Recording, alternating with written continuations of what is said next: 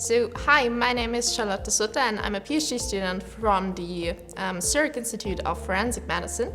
And I'm here with Glynn, and I'm so glad that we can do this interview today. And we're just going to start off with a very fundamental question. So, how did you choose to work in the field of forensic genetics? It's actually quite an interesting story because when I was about 16 years old, I was born and raised in Ireland. Both my parents are academics working at universities. And I was at that kind of difficult age of what do I do with the rest of my life? What am I going to do at university and so on? And my dad brought me an article from the Irish Times newspaper, and it was announcing the first ever bachelor's degree in forensic science in Ireland. And he said, I think you'd be great at forensic science. And I was like, what is that? And think about, this was the year that CSI, the TV show, came out the first time. That all just kind of started happening. And so I kind of was like, is this really a career? And he did the research for me and spoke to people at the crime lab in Dublin in the forensic science laboratory there. And he said, go do this degree, but go do a different degree first so that they can kind of iron out the creases of that one first. And so I did, and I went and did a bachelor's degree in psychology, and then immediately went and did that degree afterwards. And from the first kind of introduction to forensic science and forensic DNA analysis, I was hooked. And so I really have my dad to thank for putting me in this direction. Very cool. So you then previously worked at Eurofins Forensic Services. Can you tell me a bit about your work there? Sure. So my work at Eurofins, it was called LGC Forensics at the time.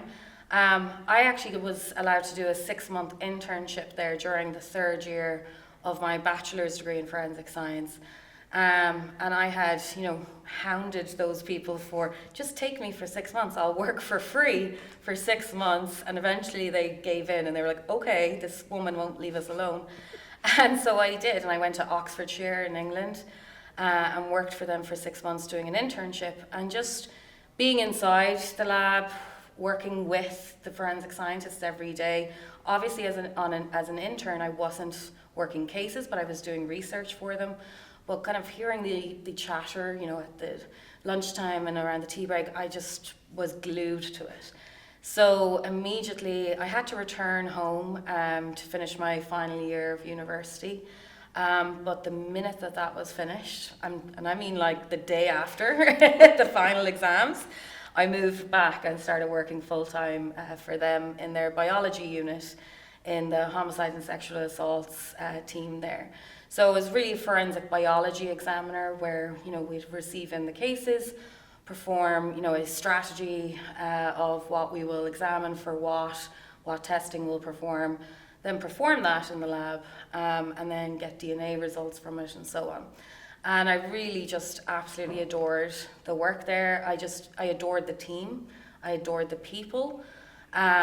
It was just a wonderful environment to work in where I just got to learn so much in quite a short period of time as well, quite quickly, because it was a very high throughput lab where we had a lot of cases coming in all the time. You were never not busy, ever. So really got some amazing experiences there. And I'm still friends with many of them today, and they even come over here to the US and visit me sometimes, so it's wonderful.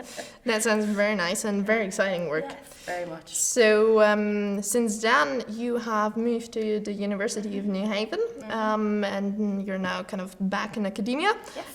Can you tell me a bit about your current research there? Sure. So I joined the University of New Haven 10 years ago, so I just celebrated 10 years. Which it's quite funny because whenever I came 10 years ago, I said, I'll come for a year. If I like it, I'll stay. If I don't like it, the world is my oyster. 10 years later, I think I must like it because I'm still here. So kind of the work that I do at the University of New Haven, what attracted me to the job the most was being able to kind of develop new methods, research existing methods and make them better. But also novel technologies and kind of pushing the field forward, but then also training the next generation of forensic scientists And also at the University of New Haven, we're very strongly encouraged to still engage in casework and be consultants on casework, so that we're, you know, really at the forefront of the field always, and kind of keeping our own skills up and developing continually. So I think that's why 10 years later I'm still there, because it's such a varied job. With research specifically, in the early kind of part of the first 10 years, I was doing a lot of lab-based research on developing new methods for body fluid identification, researching a lot about microRNA analysis. But whenever the field of FIGG kind of burst into our world, it's really just taken over completely with FIGG now. So I do research with FIGG as well as casework and teach it.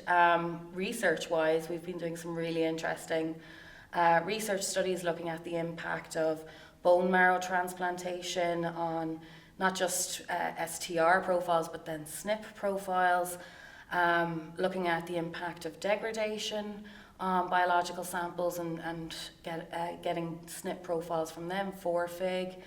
And then kind of doing comparisons of the different SNP sequencing technologies. So it's really quite varied. I wish I had more time to be back in the lab though, more.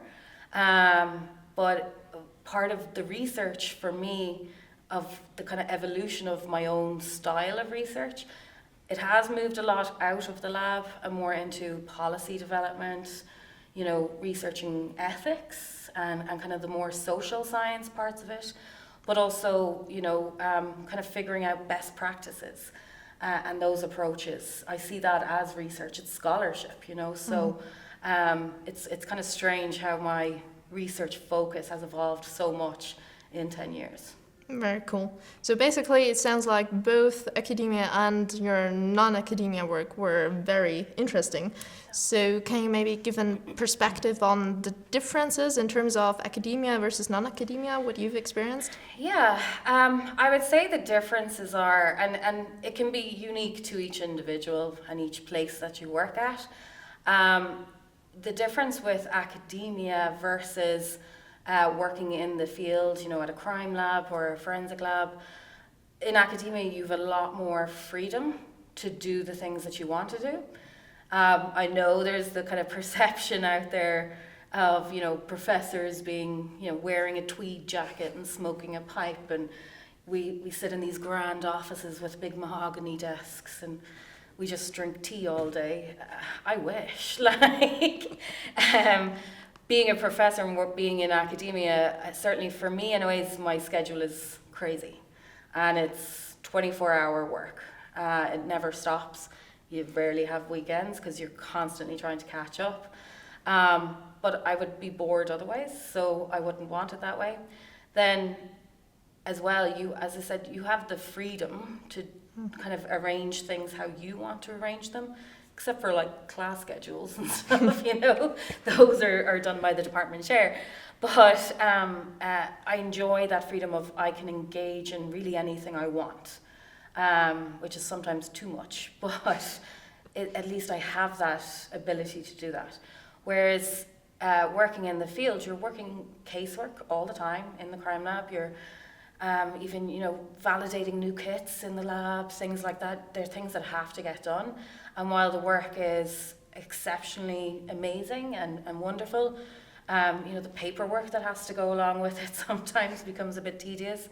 But then in academia, nobody likes grading papers and stuff. And I suppose working in the field as a forensic DNA analyst or examiner, you know, you don't have the freedom to do what you want, or you may see an issue with a method or, you know, something that you'd like to research and address it, but there's no time. You have to get to the casework.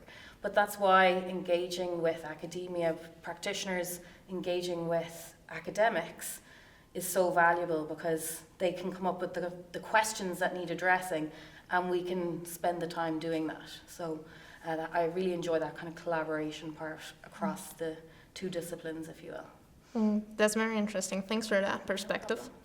So I, when I did a bit of research, I saw that you founded an graduate online certificate for FIGG, and I was wondering what sparked the idea to found that program and why one should attend. Sure. Well, whenever the whole field of FIGG kind of exploded in 2018 after the Golden State Killer, right, we can really attribute it to that. It wasn't the first ever case, right, that used genealogy by any means, but it's the one that grabbed the world's attention. And certainly for me, I remember watching very clearly the press conference with Anne-Marie Schubert outside of the Sacramento DA office saying that they'd finally arrested the prime suspect. And it kept saying with this new advanced DNA tool. And I'm like, which one? What are you talking about? Because I'm keeping up to date. I have to as an academic because I'm teaching, novel methods. And I'm like, which one? And it was the day after that I read in an article that it was using genetic genealogy. And I literally was like, what? Because it was my two worlds really colliding because I had been doing genetic genealogy for years, but not as anything to do with my career. It was completely kind of a hobby and on the side. I had used genetic genealogy to figure out my own unknown parentage on my paternal side because I'm adopted and I didn't know who my biological father was. Used genetic genealogy and consumer DNA testing years and years before to figure that out. And I've been helping other people for many years, other adoptees, other parents that had given children up for adoption who are now looking for them, and have been doing that for quite some time. So I developed and kind of self-taught myself the necessary skills, and having knowledge and education and experience in genetics really helped with that. So after that Golden State Killer announcement, I was like, I should have thought of that. How did I not think of combining these two? But I didn't.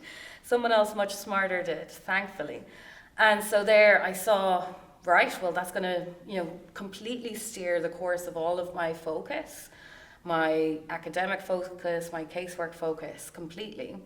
And as I said to you earlier about, having the freedom to do the things that you want, this is really one of those areas where I really was given the freedom to do whatever I wanted, through my employers, of course. And so I said, this is such a novel technique. It's come out of nowhere. There's been no, mass training of all DNA analysts and crime labs, how to do this or anything like that. It just, landed on us. And I said, here's a really good opportunity where I could provide a mechanism where training could be provided.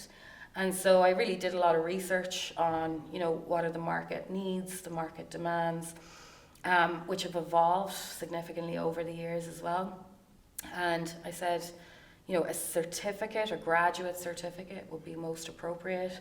This is what I would make the curriculum of, what the breakdown of the courses would be, and make it fully online so that it's accessible to everyone. And I kind of really envisioned it would be crime lab people, law enforcement officers, legal professionals that would be enrolling, so it needs to be asynchronous, so no live class times, because everybody has different schedules, but also different time zones, all those things. And so we're currently we just started the 5th cohort, because it's we go in a cohort kind of system where everyone starts together and ends together, and it's 4 courses. So we just started the 5th cohort of it, which I can't believe we're in the 5th cohort already. And even when I look at the first year, the first cohort compared to the 5th cohort, the material and the curriculum and the tools and the, even the assignments and things like that have changed so massively over the last 5 years of it running, because we come up with new tools all the time. The platforms change, and sometimes it drives me nuts because I'll have just recorded a lecture that's going to be published, next week for the next module, and then something massive will have changed on the GEDmatch side or the family tree side, or something happened at 23andMe that needs to be discussed.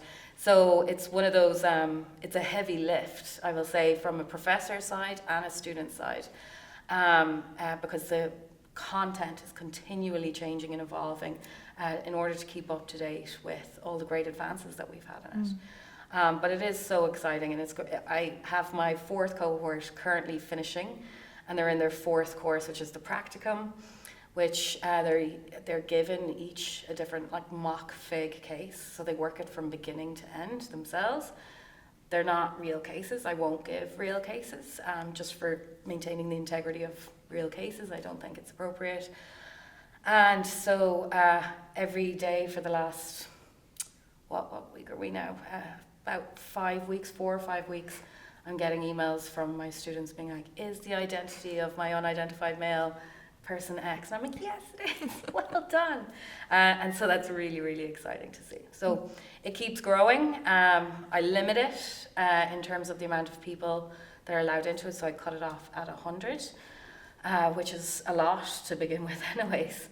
But I see a huge, huge increase in kind of the percentage of students that are that apply and then enroll and are accepted into the program, being a lot of forensic science, a lot of law enforcement people, so people that are already in their fields of their careers, but they're upskilling to learn this method to bring it into their agency already, which is fabulous to see.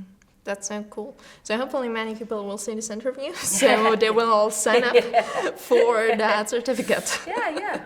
So maybe let's move on to a bit more fun questions. Sure. So first one, what does a typical day look like for you? There is no typical day. There really and truly isn't. And often, I tell my friends, you won't believe what I had to do today.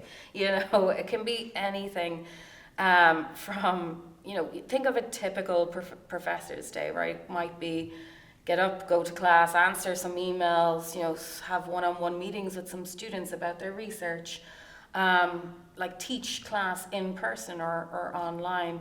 Mine has just changed so drastically in recent years, and as well as because of the pandemic, I would say as well, but also because of FIGG.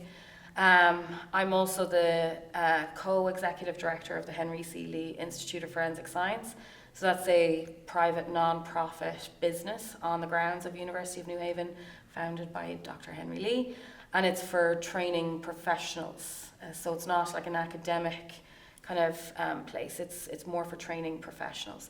So every day, my things that can occur, and nearly all of them do occur every day, are I'll be arranging a new training symposium that we're having coming up, or speaking with a news anchor from one of the news stations about a case that has just been announced, and they want to talk to me about it, about what this process is. Or I might be in class with my students, or I'll be preparing a lecture, or I'm recording a lecture, or responding to students' questions in Canvas and on the Q&A board, or working a case. I assist a lot of law enforcement agencies across the US and some internationally, and sometimes that can be, can you just give us some guidance on where we should go with this, or things like that, and that can be 2-hour phone calls, some days. And then other types of assistance will be actually physically working the case with them, and so we'll be online building family trees and going through the genetic genealogy analysis, having meetings about it. So it's really, really, really varied. And then a lot of conferences and a lot of guest lectures, invited speaker events, things like that. Last year I did 54 external presentations. So that was at conferences like this, other smaller ones, or specific trainings for agencies, or to other universities, really. It was all over the place. I had a lot of travel in the last year or so, yeah. Wow, that sounds very busy. Yes. So, so if you had to choose again which scientific field to enter, would it still be forensic genetics, or would it be something different? 1,000%, yes. Always, whenever, I don't know about you, but I have some friends who, they're not engaged in their careers. To them, it's a job. It pays the bills, and I wish forensic science and forensic genetics as a whole paid more of my bills. It doesn't, but it feeds my heart. It feeds my energy, makes my blood pump faster, makes me get out of bed in the morning. So I would see forensic science as really one of those jobs. You're certainly not in it for the money. Nobody is, because nobody's getting paid a lot of money. You're in it because you love it, and because you want to give back, you want to help, you want to use your scientific skills and knowledge for good. I really see it as one of those careers that it's truly a vocation as opposed to a job. And I think that's important. Yeah. So what kind of advice would you give young forensic geneticists that want to stay in the field and that are also passionate about this research area? Yeah. I mean, the advice I would give them is you're going to have your ups and downs. You're going to have, especially in research, right? As a PhD student, I look back at the trauma of my PhD days sometimes. And I would do it all again, though. I really would, because it builds character, it builds strength. It makes you a better scientist. So if every bit of research went perfectly, and every bit of academic work you ever did went perfectly, it wouldn't be called research, right? That's the whole point of it. And any forensic casework, like investigating a case, is research, if you think about it from that perspective. So you're going to have highs and lows, you're going to have ups and downs. Life is going to throw you curveballs, from left, right, and center, and above and underneath. And those aren't ever going to go away, but how you learn to deal with them and manage them gets a lot better over time. So in your early career, I certainly thought I was kind of way out of my depths early on in my career. And sometimes I'd be like, I can't believe they let me work here, working crimes. I remember very clearly working my very first crime in the crime lab. And it was, the murder of a man. And I'm like, they're leaving me here with this evidence to do this. But I had that kind of imposter syndrome, I think, in the early days. And then you kind of just learn that you're actually really good at this and you care a lot about it and you're putting everything you have into this and your full attention, which is what those cases deserve. Once you kind of realize that you are skilled in this area because you've been well trained, well educated, then it just gets easier as you go along. Your days don't get any less busy, but once you start to recognize that you do have skills and that you do know what you're doing, it's just a great kind of feeling to have. But in the early days, you'll struggle, I think. That's what a lot of people feel and that I've spoken to, and I definitely had it. Even then, whenever I moved into academia, I had imposter syndrome again in the first few years. But you can kind of pick up the baseball bat and knock it out. And sometimes, it can be others that cause the imposter syndrome or, challenging work environments that can cause that kind of self-doubt, but sometimes I'm just like, well, success is the best revenge on those areas, so just do you, be you, and power forward and put everything you have into it. Thanks for that, I'll remember that. So, hypothetically, if you got a crime scene stain with which you could do whatever you wanted, and just for fun, for fun? Oh yes, just for fun. What type of stain would it be, and what kind of analysis would you do? Oh, lovely. It would be a mixed body fluid. Sperm cells and saliva. Multiple contributors, single cell isolation from it, and develop STR, YSTR, and SNP profiles individually post single cell. Oh, that is very cool. That is Can very we cool. go do it now? Wouldn't that be awesome? Yeah, you know? yeah. And of course it should work. Yes, of course. But it will in our hypothetical It scenario. will. Yes. I mean, that's what I like love about this field. I hadn't been thinking of anything single cell for ever. But I had been thinking this is going to be a real issue with mixed DNA samples for FIGG, like with FIGG and getting SNP profiles. You know, we're still very, very cautious at all doing anything FIGG related with a mixed DNA profile. But we'll only do it on a 50-50 mixture, and if we have the reference of one of those people. And so that's a kind of straightforward mixture. That's not a very complex mixture. And I've been thinking for quite some time of, I wish, you know, how are we going to deal with this in the future? And then I learned recently a lot more about some single cell work that's happening, and have seen some presentations on it. And I'm like, go research that thoroughly, perfectly, and then we can all work together. So I'm excited to see these new techniques, new developments come down the line. You know, I think as well from a forensic genetics perspective, if you think back to, you know, as far back as whenever I was in the crime lab, we just really had STRs. That was it. And that was great. But now, you know, forensic DNA experts, are you a mixture expert, a probabilistic genotyping expert, a FIGG expert, a phenotyping expert, now single cell? What about low copy number? There's so many lanes that forensic DNA and forensic genetics have now. Nobody can be an expert in them all. So having kind of this cross collaboration to see how we can address each other's problems and questions in those kind of sub-disciplines within forensic genetics, I think is phenomenal. That's a very nice answer.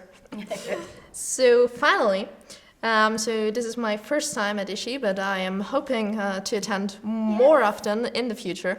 And I'm kind of looking for good arguments for convincing my PI to allow me to go in following meetings. So can you maybe share your favorite thing about ISHI? I would say the people. So first of all, the organizing committee, I just adore them. I used to be I served a term on the advisory board for ISHI. And just getting to know the team from Promega who do all of ISHI, they're just phenomenal individuals. They really care about the field. They really care about bringing knowledge and sharing of knowledge broadly to everyone in our field. And they always make the events very exciting and, you know, very collaborative and friendly. You know, there's never any kind of hostility at these where people just want to argue all the time. Sometimes there's a little bit, but that's okay.